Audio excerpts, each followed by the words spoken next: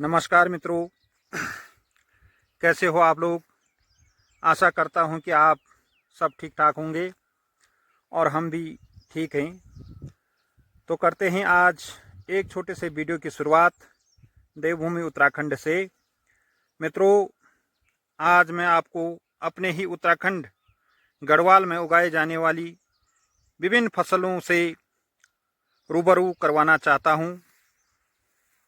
तो साथियों, इसके अलावा मैं आप लोगों को अपने इस देवभूमि के प्राकृतिक सौंदर्य को भी इस वीडियो के माध्यम से दिखाना चाहूँगा।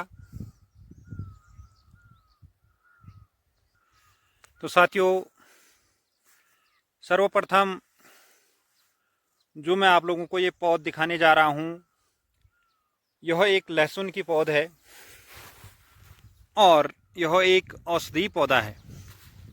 साथियों, इस लहसुन से कई प्रकार की मनुष्य के शरीर में होने वाली बीमारियां दूर हो सकती हैं। जैसे किसी के पेट में कब्ज है या किसी को गैस की समस्या है, जलन पड़ती है पेट में, तो साथियों इस लहसुन के प्रयोग से वो बीमारी भी खत्म हो जाती है।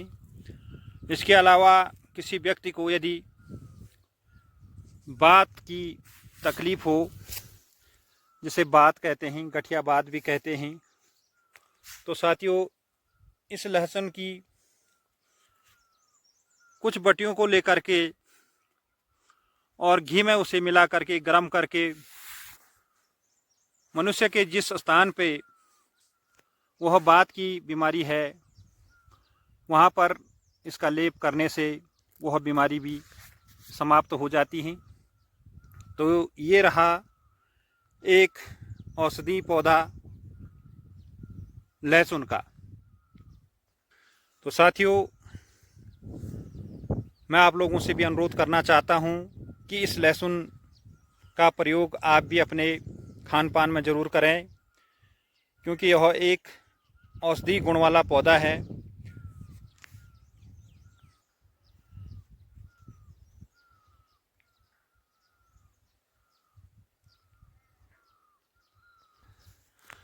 और साथियों, जो आप लोगों को ये फूल दिखाई दे रहे हैं, ये हैं धनिया के फूल।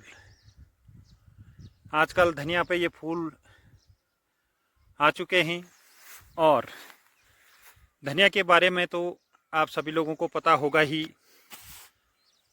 इसका प्रयोग मसाले में किया जाता है और बिना धनिया के तो मसाले का प्रयोग किया भी नहीं जाता है। ये भी शरीर के लिए बहुत ही लाभदायक है। अभी साथियों, ये कच्चा धनिया है, इसका प्रयोग लोग दाल में भी करते हैं। दाल के ऊपर से हरे धनिया को काट के भी डालते हैं और इसका प्रयोग तड़के में भी किया जाता है। इससे भी शरीर की काफ़ी बीमारियां दूर हो जाती हैं।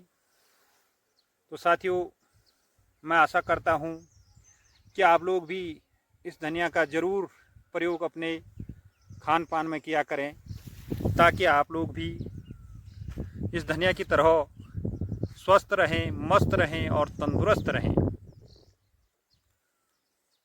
ये धीरे धीरे धनिया परिपक्व होने जा रहा है साथियों।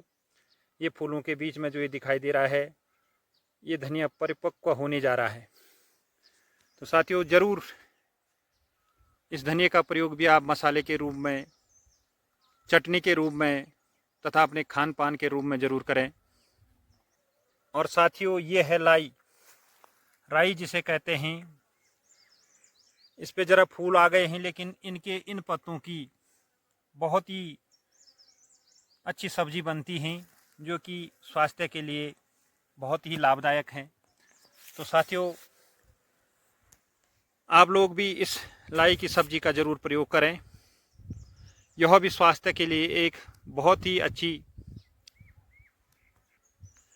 लाभदायक है। और साथियों, जो मैं आप लोगों को ये पौध दिखा रहा हूँ, तो यह एक मटर की पौध है और इस पे काफ़ी मटर लगे हुए हैं और बहुत ही खूबसूरत ये मटर का पौध दिखाई दे रहा है।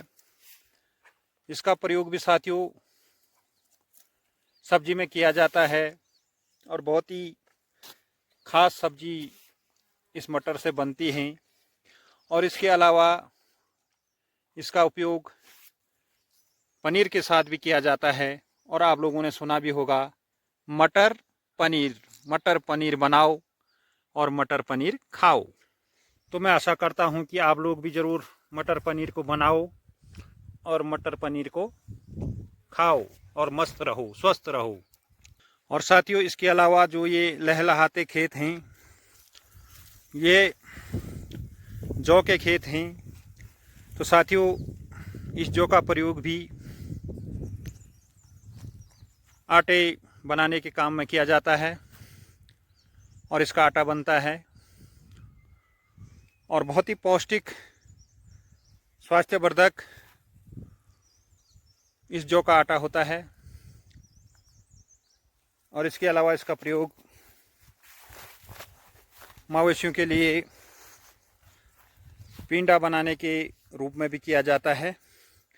तो साथियों ये है लहलहाती फसल जौ की। और साथियों आप लोगों को जो ये फसल दिखाई दे रही है, ये मसूर की फसल है। इसका प्रयोग दाल बनाने में किया जाता है। अभी यह भी पूर्ण रूप से परिपक्व नहीं हुई हैं। ये हरे हरे पौधे हैं इनके। मैं इनका दृश्य आप लोगों को दिखाने जा रहा हूँ। और इसी से जो है कि जिसे हम घरेलू भाषा में तो मसूर बोलते हैं, लेकिन जैसे कभी दुकान में जाएं तो मलका की दाल, मलका नाम से इसको जाना जाता है। तो ये है मसूर मलका। यह भी स्वास्थ्य के लिए बहुत ही लाभदायक है और विशेषकर जाड़ों में खाई जाने वाली ये दाल है, क्योंकि यह काफ़ी गर्म होती है। तो साथियों आप लोग भी इस दाल का प्रयोग करें। और साथियों अब मैं आप लोगों को ले चलता हूँ एक सरसों के खेत में, जो सरसों की परिपक्व हो चुकी हैं। और इस प्रकार से इस सरसों को निकाल करके गट्ठी बना करके अलग अलग रखा गया है। और उसके बाद इसका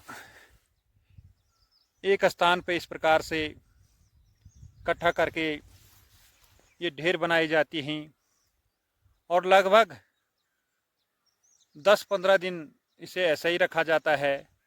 और उसके बाद इसको मांडा जाता है और तब किसान लोग अपने घरों में इसे रखते हैं। और ये सबसे महंगी फसल है साथियों, क्योंकि इससे तेल निकलता है और जिसे सरसों का तेल कहते हैं। और बिना तेल के तो कोई भी साग सब्जी नहीं बनती हैं। और वर्तमान में तो आप लोग देख भी रहे होंगे कि तेल काफ़ी महंगा हो गया है और लोग बाग इसे खरीदने में काफ़ी जोखिम महसूस करते हैं। तो इस तरह से अगर इस सरसों की खेती की जाए